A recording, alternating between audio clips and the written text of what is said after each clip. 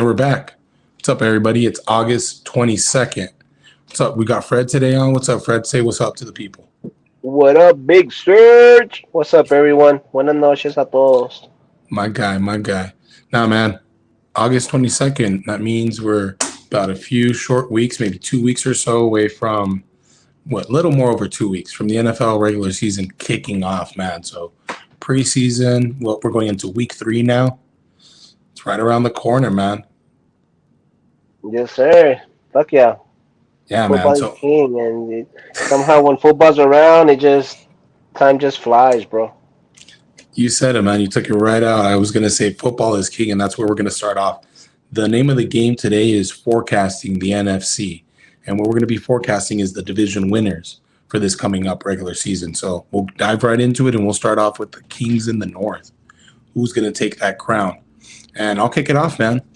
After looking at the division a little closer, I think it's going to be a tight race. But in the end, I think the heart of the lion is going to help the Detroit Lions win the division, man.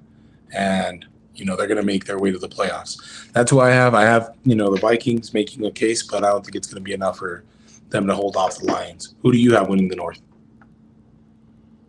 You know what? The NFC North is going to be up for grabs, NFC bro, North. to be honest with you. Aaron Rodgers is out of there. You know what I mean? And Right. it's a bunch of young Lions. Well, I mean, not as young, right? Like, Goff ain't that young, Right. but you know what? The Lions did make some noise last season, bro. The Vikings, plus, to me, the Vikings are always mid, but I think I'm going to go with the Bears, bro. I think the Bears are gonna come out, bro, and surprise everyone, bro. In the NFC Justin North, Fields. they're gonna make some noise up there, bro. The Oh, Bears. that's Shout out to that. all my homies that like the Bears. I have a few of them, bro. And do you think it'll be a close race, or you think the Bears are going to walk away with it? Oh, it's not gonna be. It's not gonna. I mean, they're not gonna give it to them. They're gonna. It's gonna be some tough matches, bro. They'll probably win two against Yeah. the.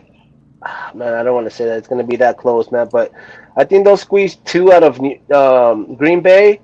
They'll probably beat the Lions once, and they'll they'll beat the Vikings for sure. Wow. Wow. So you really have a big season ahead here for predicting Yeah, for the the Bears, bro, they're Bears. gonna make some noise. Watch, their defense is pretty solid, bro. Justin Fields is on a mission. Year two, it's year two, right? Yeah, it is year two, and there'll be Shot some noise, City. bro. Shot City, man. Shot City. So I got Detroit. You got Chicago. And I'm thinking the Vikings are going to be on there, but you're saying, it ain't going to be enough for any of them. So I can't wait, man. I can't wait. We're going to move on. We're going to get into the East. And in the East, I mean, this is a division, the rivalries, Hmm. between the division, they just always go at it. I'm going to predict, man, that, it doesn't make me happy to say it, but I think the Cowboys are going to win the division, man. And I don't think it's going to, I think the Eagles will be on their heels, but I don't think it's going to be a question that at the end of the day, they're going to be the ones walking away with the division. Who do you have? I think Philly's gonna win it, bro. Philly? Philly's stronger than all of them, dude. Philly's defense is on point. Jalen Hurts is, MVP Yeah. caliber, bro. The receiving corps on point. Running backs are on point. That defensive line's on point. The offensive line lost like I think one or two players. I know we got one of them in the Steelers, but I think Philly's gonna win it, bro. I think it's gonna be Philly. I think the Commanders and the Cowboys are gonna fall behind, bro. I think the Wow. Cowboys Fall are behind. are yeah, the Cowboys have they paint themselves too big of a target, Um, Yeah. Yeah. Yeah. Yeah. but and then the Giants are they're those sleeping giants. You know what I mean? It's gonna be like one of them Eli Giants teams. But I think Philly's too strong in the East, bro. I think they're gonna. I wouldn't be surprised if they sweep the whole East, bro. Wow. Wow. So, I can see them being on their heels. I do feel like the Cowboys are going to make enough noise to take the division, but I can see Philly being right behind them. And if the Cowboys let a few games slip here and there, then it could easily be Philly overtaking them. That's, what I've got, but I'm not mad about, what you're saying over there. And we'll keep it moving, man. What we've got next is what I'm going to call the wild, wild west, man. It's Mm.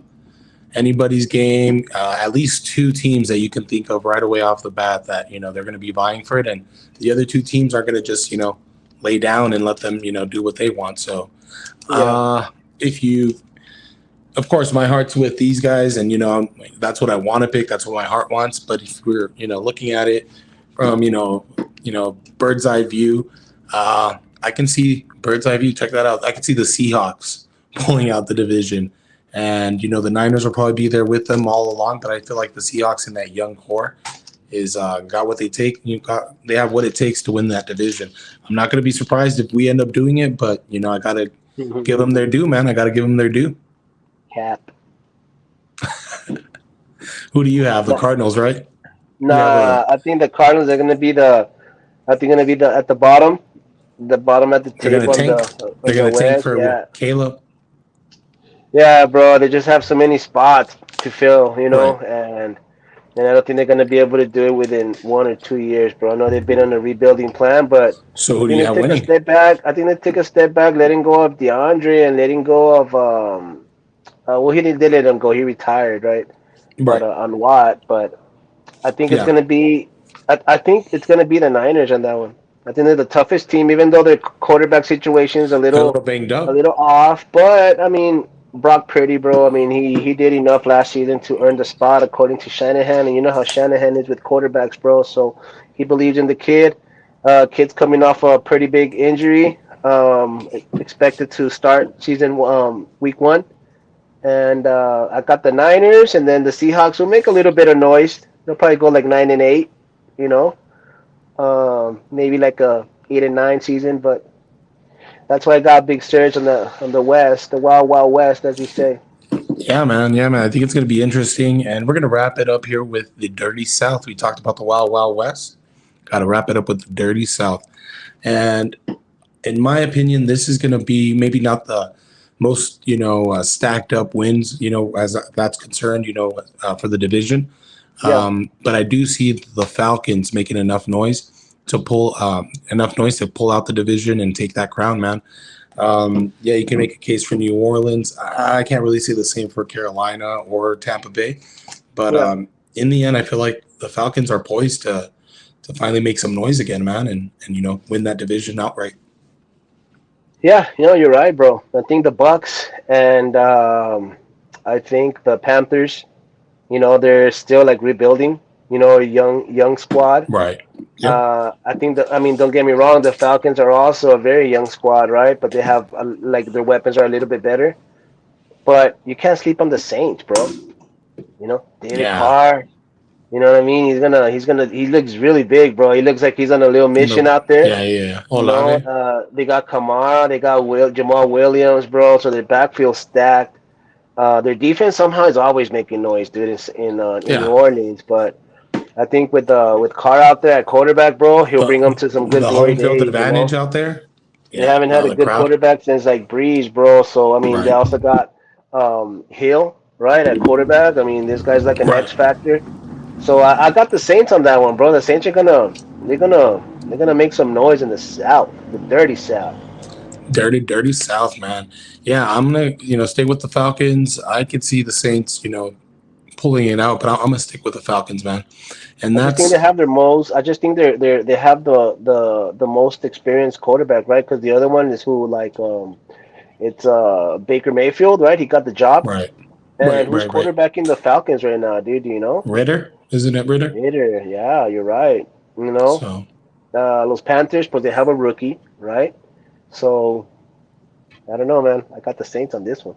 yeah, man. I mean, we'll find out. We'll find out soon. And speaking of finding out, how about we? That's it for our forecast for the division winners in the NFC. But speaking of finding out, we found out on Saturday night. Let's get into and recap UFC 292, what we called Bad Blood, Sterling versus O'Malley. And wow, what a fight. I mean, it was supposed to go the 5 rounds. If, they go the distance, ends up going 2 rounds. What did you think? Look, before we wrap, the actual, outcome and, what happened, what did Yeah. you think of the first round and what we got to see as far as strategy, how it played out? Maybe who did you have winning that first round? You know what? The first round, I think Sterling took it towards the end, he kind of robbed it a little bit. He because the whole Yeah. first round, just like any other championship fight, right? Like a lot of these boxers Feeling or filling fighters, they themselves just out. feel themselves. They Yeah. just check the range, see the strategy, the opponent's strategy. Just hunting, bro. I agree. Scoping. I agree. I think But it was a lot of that at the beginning. Go but ahead. towards the last 30 seconds, Sterling got a little bit more aggressive. Um, I think he stole that first one by a bit, by a bit. He got him up against the cage, right? Got a few, hits there, and like you said, he was more aggressive there at the end, and I think he did enough to pull out that round, which was close. Not a lot happened, made it that for that reason made it close, but in the end, I feel like he did enough to take that first round. The reason I bring that up is I feel like I don't know if he felt something there or he saw something there, better yet. And then we go into the second round. He comes in, and what did you think, man? Because he caught him just like you were predicting. So he Yeah. got that TKO finish. But I bring it up because I feel like the strategy of how that first round ended kind of, I don't want to say baited him in, but I feel like he maybe tried to take that approach again. And this time O'Malley made him pay, almost like he set that up in the first round so that in the second round, when he came back, with that, when to catch him. I don't know. What do you think? What did you think of No, how he catches him? no, you're right, bro. And I mean, Sean O'Malley is known as the taunt master. You know what I mean? Right. Like you would like feign on him, like, all right, I'm gonna go in, Yeah, I'm he gonna go did. He in, did. and Right. and that's what he does, bro. And you don't know when it's coming, when it's not coming. You know what I mean? So it was just a great counter. It was just a great counter. Sterling went for it. You know, Hit him flush. he reached. He didn't keep his left glove up, and that's when O'Malley just countered on him. O'Malley's reach is a little bit longer, than Right. Sterling, and he got him, bro. He got him right in the eye, bro. And just like I predicted, bro, as soon as he lands one, he's gonna knock him out. Oh, not knock him out with the punch, but he's gonna, knock him to the ground. And that's when O'Malley started doing the ground and pound. And some say that it was an early call, bro. I know we talked about it, but now after looking at the replay a few times, all of the shots were landing. Sterling wasn't blocking any of the shots in the ground, bro. They were all landing, and they were the hammer fist too. So as soon as Sterling turned his back, O'Malley was gonna unleash, and that's when the ref saw that. And he's like, "Nah, dude, I can't let you fucking beat the shit out of this guy that bad." Yeah. And that was it. That was it. Yeah. O'Malley celebrated and became the champ. Yeah. No, I hear you, man. And I remember watching it and that approach. Something the way he ends that first round. I'm not sure if that's maybe what he's thinking behind his strategy as he's approaching him in that second round. And then he gets caught. Now, some are saying, like you said, I do feel like it may have been stopped early. I'll also say, when stopping a fight, you probably want to be early versus being late. You don't want to let it go too late either. So I get Yeah. it. But I'm going to say this. Joe Rogan on the call says that might have been stopped early. So it's not, you know what I mean? It's also the commentator of the fight thinking. And then, of course, Team Sterling, his homie Marav came out and he mentioned how, he's had situations where he felt like he was ready to make a comeback and it's called. And some fighters have that mentality where they're willing to leave it all on the line. Now, as a team, you probably want to keep your fighter away from that mindset and live to fight another day. Yeah. But some of them maybe push it to that limit where they're willing to go. I'm not saying it's okay but I'm just saying some of them have that mindset. And for them to be denied the opportunity, they take that pretty tough. I'm not saying Sterling did, but I did hear Marab came out and, from the Sterling team and mentioned that something that he took from it. So, yeah, man.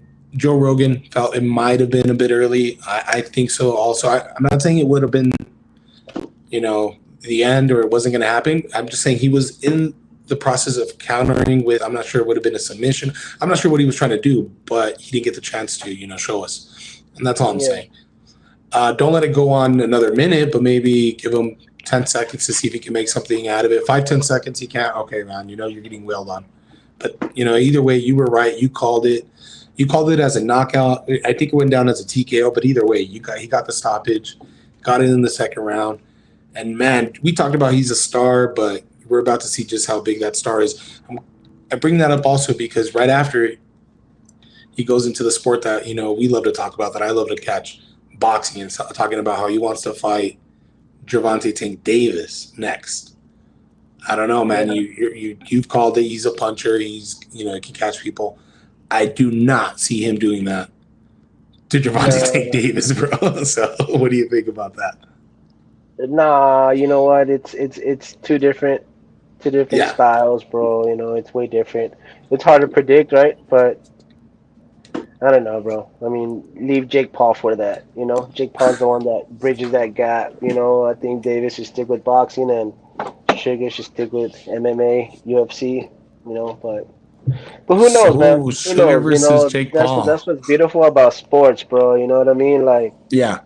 always expect the unexpected, bro. No, yeah, for sure, man. But either way, Bad Blood, I think it lived up to, what we called it. I think we found out, Malley's probably going to be the face of, if not, yeah, I'm not MMA, but UFC for sure. You know what I mean? So the guy definitely put his star up there on the map for everybody. And for, Absolutely, bro. Especially where he yeah, came from, how he came from. You know what I mean? So. got it out You the know, mud. big respect to that guy, bro, and that's what the people like. You know what I mean? It's like one of those stories, bro, Yeah. that it's Oh, like a yeah, yeah, 30 yeah. by 30 story, bro, and it's dope. It's Yeah. dope. It's dope. Well deserved, bro.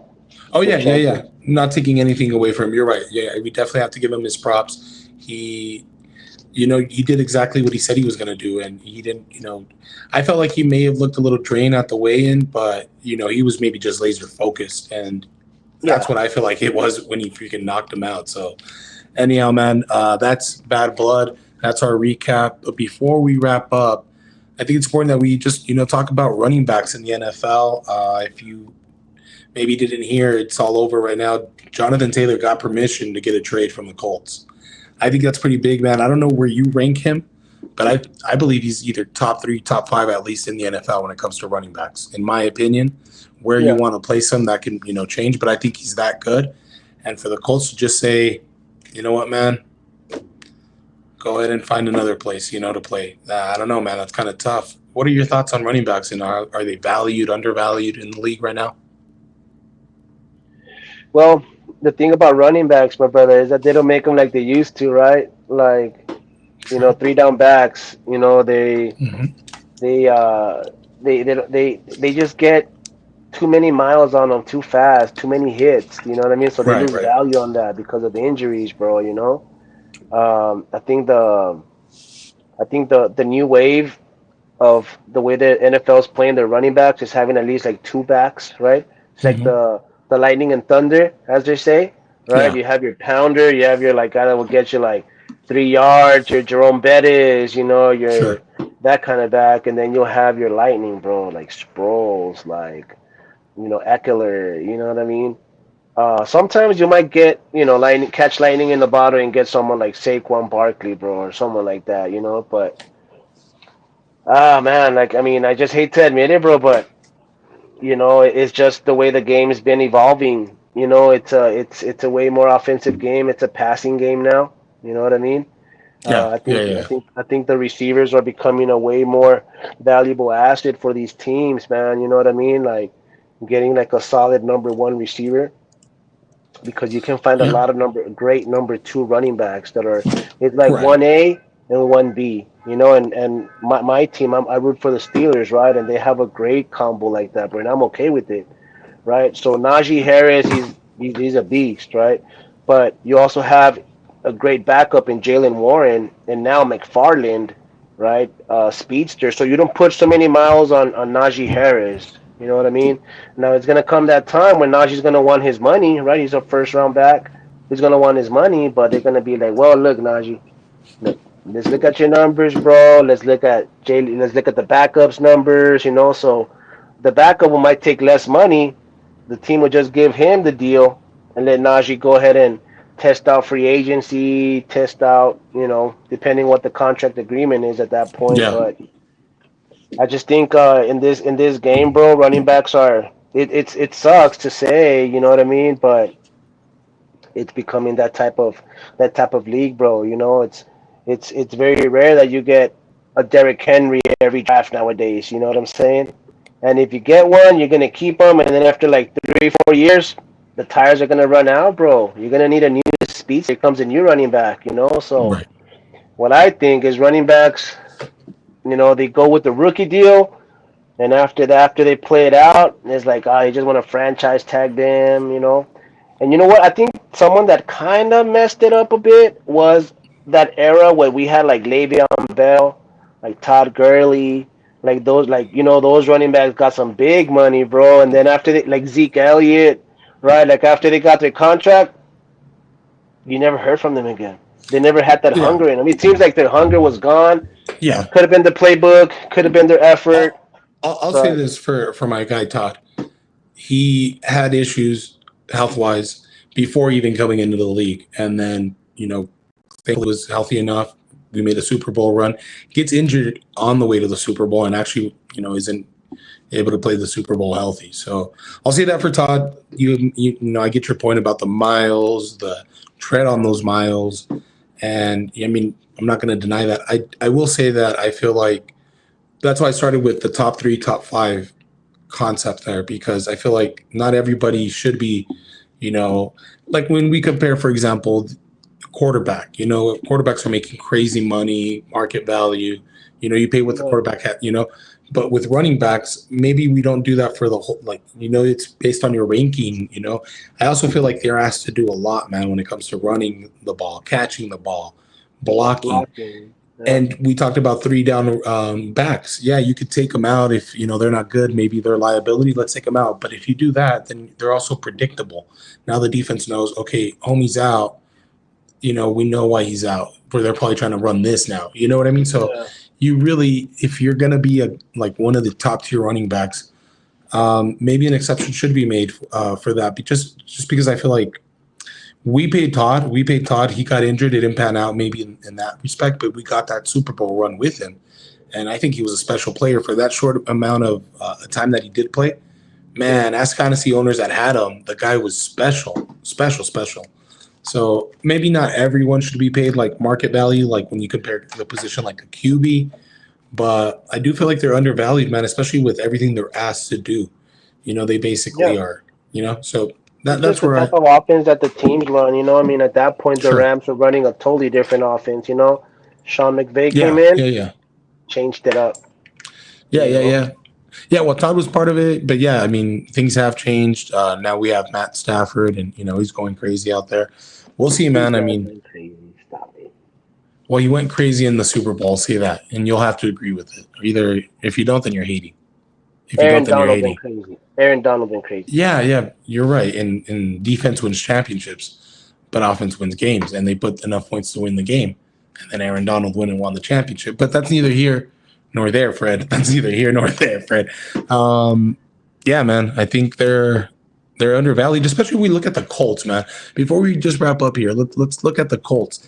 They did it to Marshall Faulk back in the day. We're like, you know what, man? Best if we part ways. Edgerrin James. You know what, man? It's better. Now, in that situation, they had, was it a die? And I forget who else. And they actually won a Super Bowl the year after or shortly after. But now they're doing it with JT, man. I just think, I don't know. In the case of Marshall Faulk, he still had some left in the tank. Edgerrin James, he had a year or 2 left in the tank still, and JT, he may have, 3 years left, 4 years. We don't know, bro. I just feel like, man, you're so quick to, cut him loose when JT's probably been the team. No, you're right. And it is a business. Yeah, you're right. But I just feel like he's also produced. And really, they're not doing it because he's injured. They're not doing it because he hasn't been productive. They're doing this based off of what they anticipate, that will happen. Which, I mean, that's cool. You can do things business-wise. I get why you would do it that way. But sometimes you got to look maybe a little. If you've let Marshall Faulk go, if you've let Edgerrin James go, and now you're going to let JT, I mean, that's all I'm saying, dude. I don't think it's just the Colts, man. I think it's just it's the dark side of this business, right? Like there's very few teams, very few coaches, very few owners that will stay loyal throughout a player's career. You know what I mean? Sometimes injuries come in the way, production. But they could have found a way to give him a 2-year deal. You know what I mean? If he didn't want to do a 1 year deal, find a way to do a Yeah. 2 year deal. But just to like flat out be, you know what, you're more than welcome to play elsewhere. Or they No, at even least made they up the gave him that stuff. choice. They gave him that. At least they gave him They also, that. yeah, but Instead of just after the fact, when they had already said, "Oh, he's injured," he went and got injured off of not doing something football related. They tried to BS him first, bro. So it wasn't like, you know what I mean? It's just I don't know. But you're right. I mean, it's the business side of things, and business is facts, business, you man. know. But before we wrap up the show, man, a few quick bonus topics. I hear your boy Messi made it to this side of the pond, or I don't even know Mhm. where he had been playing before, but I hear he's still doing messy things and winning championships. Yeah, man, the great Lionel Messi, bro. He keeps doing what he does best, and that's score goals and win championships. It doesn't matter the opponent, doesn't matter Living the legend. team he's on. That's what he just all he does is win. Now, some may criticize him because the MLS, the Leagues Cup specifically, the tournament is Right. not the highest praise, No, no. but It's a new tournament, right? I Brand new. mean, yeah, it's a brand new tournament, and So he's the a lot, a lot inaugural. of a lot of Go those ahead. calls where some say were a little bit controversial, a little bit more biased towards Messi winning it. A lot of people since the Mm. beginning said if Miami wins it, it looks a little suspicious, But look, the guy scored great goals, bro. That even like Yeah, he still you has to know execute. It's not they're just he still has to execute the play. exactly.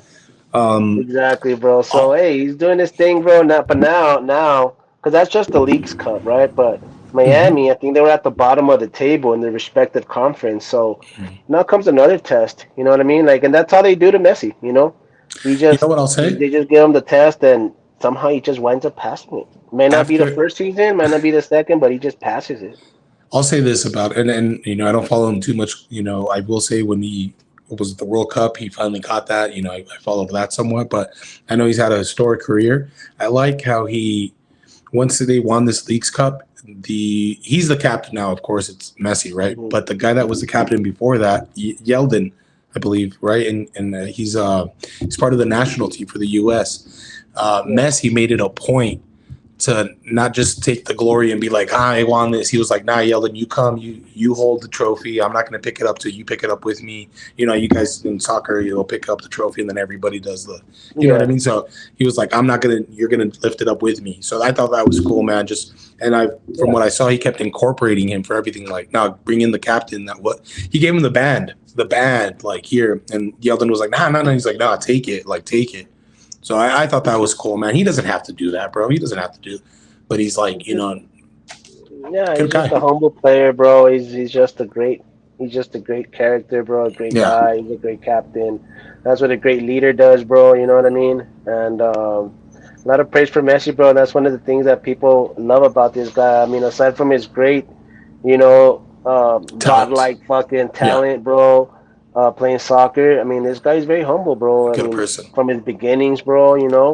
I Yeah, mean, no, they for didn't give sure. this guy a chance to play soccer, bro. Science and medicine had to come, and the rest is history, bro. We're just very blessed to have, the opportunity to watch like a player like Messi, man. And Yeah, I know his career.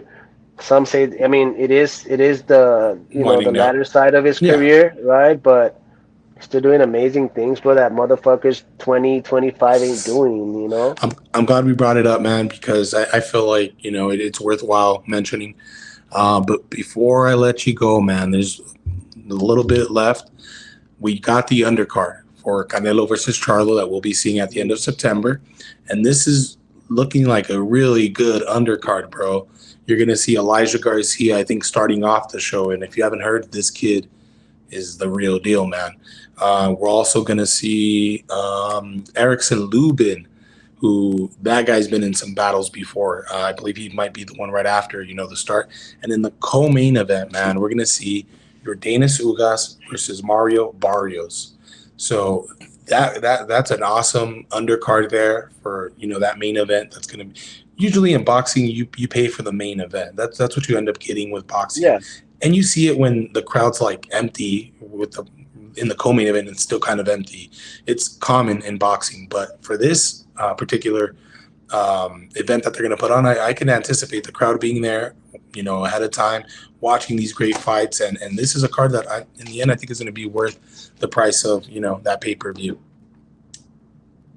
I agree, brother. It's going to be a good one, man, because everybody wants to see Nello and Charlo go at it, but I mean, this just hypes you up. You know what I Yeah, mean? man. Some of these fights, like, they're the ones that, set up the next champion or the next one, so can't wait, bro. It's going to be a good one. Well, Yeah, I'm man. sure we'll talk about it as it Oh comes yeah. along, but Oh yeah. We'll chop that up. We'll chop that up as we get closer to it. But it just was announced and worth mentioning. But that's our show for today. You'll catch be able to catch us on the next one. Fred, you got anything to say? Anything else for everybody? you know what? It was a great weekend for sports, man. Yep. And got a few more weeks, for football season, coming up. So we have a lot of great content coming up. AFC Also, forecast man, next week.